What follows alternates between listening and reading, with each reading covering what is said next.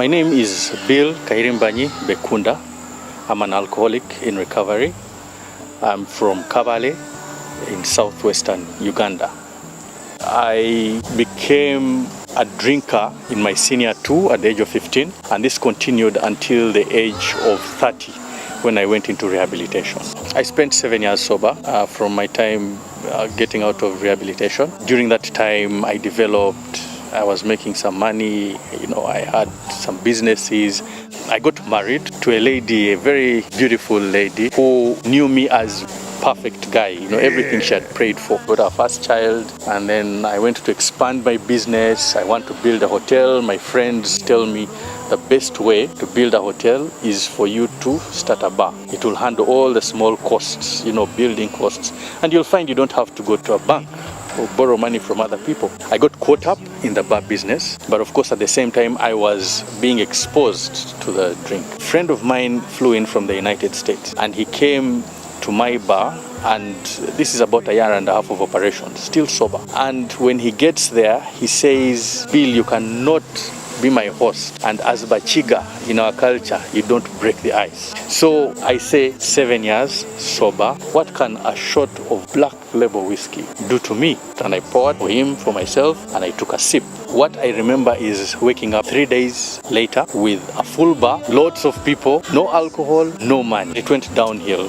from there, and within 3 months, I already was in debt for money lenders. I had sold off so many of the things that I had already set up. Found myself falling into the drink every other month or few weeks. It reached a point where my wife said, you know what, we can't sustain this. I would like you to close the bar, which I did. After closing the bar, I still kept falling into it. And then she says, you know what, we can't go on like this, because we had a 3-year-old baby girl at the time. Those, I think, were the lowest moments I was having, knowing that you actually want to stop, but you can't stop. You don't understand it.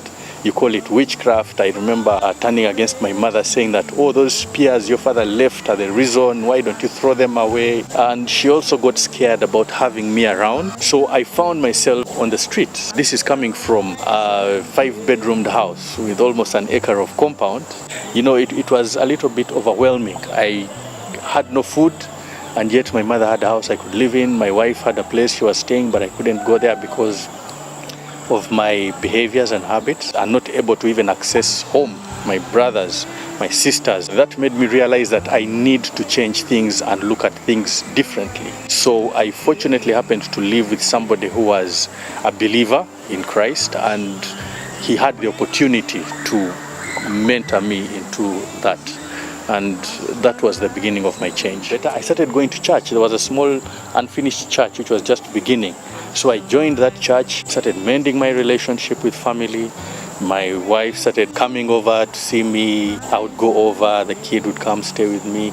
And then we eventually got back together. And you stopped drinking? Yes, I stopped drinking because it was either I die or I continue that lifestyle or I stop. During that time, recovery on my own, I realized that the problem started with underage drinking.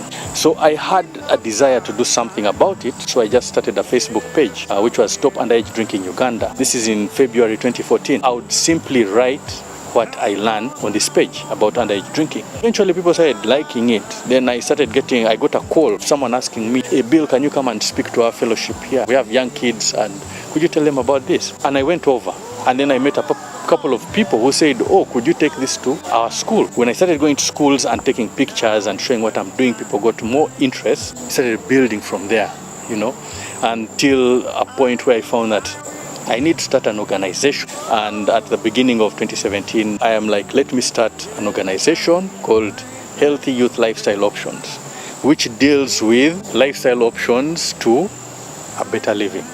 My vision basically is to have an addiction-free society.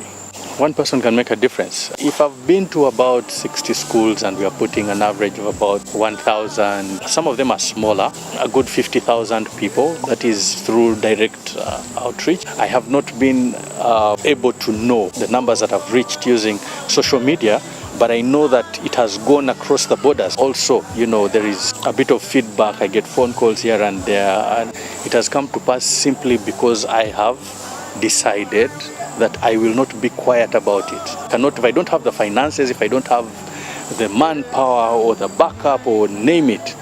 I have me. I learn to use what I have, and I think that is the best way to make an impact. Yeah. Thank you.